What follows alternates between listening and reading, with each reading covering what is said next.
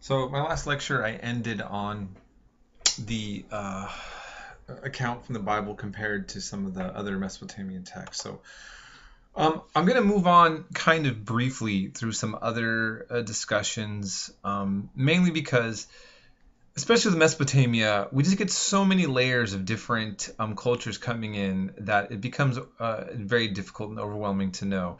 What I mainly want you to kind of get out of this is the fact that there's all these layers. So you have Sumerian culture ends up reemerging, and we talked about the Akkadian Empire, and then we're going to move into Babylon. So some outsiders called Amorites coming out of what is now Syria in 2000 BCE.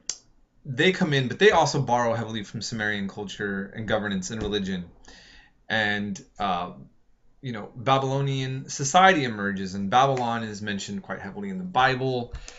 So, and everybody listens to reggae music, they always hear that biblical images and they talk about Babylon, in a bad way. It's kind of used from the book of Revelation in the New Testament as a negative thing. But the themes are there. So you're going to have that society. The most notable ruler was Hammurabi. And what I just want to say about his codes is, again, it has that feel of the Bible as well. Some of these codes, and there's some of the harshness there of the Levitical codes and the Torah. Some are very similar, and then also some are very different. But this idea of law and holiness coming together is also kind of interesting, right? So that's something I want to point out. I mean, Hammurabi is an important figure to know. So just saying, for those who like trivia, he's big on that. But again, I'm just going to kind of cover some of this more briefly. Okay.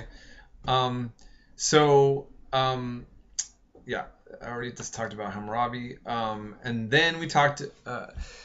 The challenge to Babylon were Hittites. And Hittites, again, are another one of these peoples that kind of come in and sweep into their area. And I always kind of want to remind you that in this region, just like now, the borders are porous and you have different groups coming in and attacking. And I mean, I'm going to keep mentioning up the themes because it's what's going on with ISIS and all this between Syria and Iraq, and the whole issue of Kurds in different areas. I mean, that some of the problems are geographic that create this kind of inevitability, and I think that geography really does matter in terms of what sets the stage for certain nation states. And I believe that's the case with this one. And so again, you're seeing all of these great civilizations that came and gone, but also were heavily influenced by so many of these cultures. And I just kind of want to point that out to you. Okay. Then the Hittites succumbed to these new invaders that are called the Sea Peoples, that are a little vague history on. And again, I'm just going to move on from that. All right, I want to pause a little bit more on the Assyrians. So from the 9th to 7th centuries BCE, rugged warriors from the hill country and the northern Tigris area called Assyrians, they took over, and they added important cultural contributions. In the 19th century, there was unearthed Assyrian library that housed more than 20,000 cuneiform tablets, including the Epic of Gilgamesh. I don't know how much of these have been destroyed right now. The war in Iraq, between the war in Iraq and the looting that took place after the U.S. invasion, and now the destruction that ISIS is doing. And please keep in mind, I just want to say that Islamic civilization has survived there and not destroyed a lot of these things. ISIS is a kind of new set of issues. But there is a concern, I think, about the condition of many of these ancient artifacts. And again, right now, I'm just letting you know, I don't know what the status of all these are after the wars and invasions and all the things that have been taking place. But The Assyrian culture is an important contribution to the region, and we know that in the Central Valley in particular, there happens to be a very rich and large Assyrian community, are people who still identify with the ancient civilization of Assyria. I think it's something you should take note of, that I've met Assyriologists, and I knew somebody else who met an Assyriologist who didn't even know that modern Assyrians still existed. And there is a very complicated set of reasons for that. The condition of Middle Eastern Christians and minority groups, the Aramaic-speaking Christian groups that, for instance, Assyrians come out of, have had a somewhat complicated relationship with their who they live under in the Islamic world, and also in relations to Western archaeologists and historians. And so that's kind of created this sort of like ambiguity and obscurity that the Assyrian people have found. I kind of did a lot of work on this in my undergraduate school at UC Santa Cruz, and an Assyrian identity, but it's interesting. And so I just thought I would point that out. So we do have, and now, unfortunately, the Assyrians in the northern part of Iraq are suffering worse than before. Tariq Aziz, Saddam Hussein's right-hand man, by the way, is actually named Michel Yochanan. I can't remember if I mentioned this, but he was Chaldean Roman Catholic.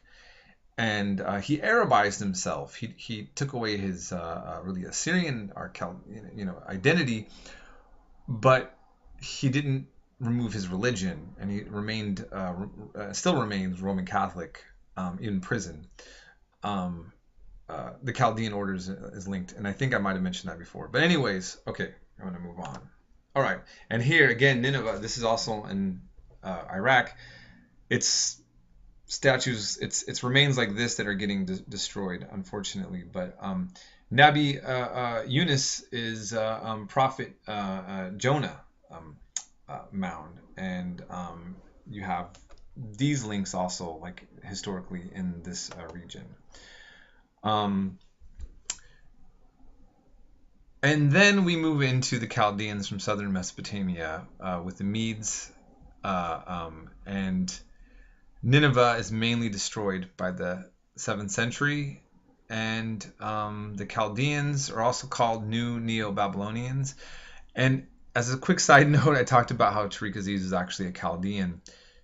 What gets confusing is there's Chaldeans as a Catholic in communion with the Catholic Church in the Middle East as a Christian minority. And then there's these ancient Chaldeans. Now, by the way, some of them actually put themselves and link themselves back to ancient Chaldeans. That is a historical debate, and it's also a debate that Assyrians and Chaldeans have if their separate people are the same, which becomes quite contentious. We're not going to get into that. I just thought I would bring in some modern history, especially coming out of the Central Valley, that is kind of live and taking place. But here again, from this, under King Nebuchadnezzar, is also mentioned in the Bible, and reigned from the 7th century to the 6th century as well. Some of the famous things that we see coming out of Babylon are the Ishtar Gate and the Hanging Gardens. The Hanging Gardens, it's a debate if they really ever existed. They were named as one of the wonders of the world. It's not quite sure if these Hanging Gardens existed in ancient Iraq or not, but their story is definitely a very captivating one. And so what I'm going to do is I kind of went through that, and now I'm going to, in my next lecture, I'm going to focus on Mesopotamian religion as a whole. And I'm saying Mesopotamian because did you notice that as I went through all these cultures that came in and out of invading and being a part of this region, you notice that many of them absorbed the ancient Sumerian and then Akkadian, the religions and the ideas were being absorbed into these cultures. And so that's why I'm saying Mesopotamian religion. Kind of the way we use the word like Scandinavia for the Swedish and the Norwegian and the Danish and Icelandic kind of myths that come out, having that kind of common heritage. Hopefully that I didn't make it more confusing. All right, so I'm going to end there, and we're going to go into this in the next section.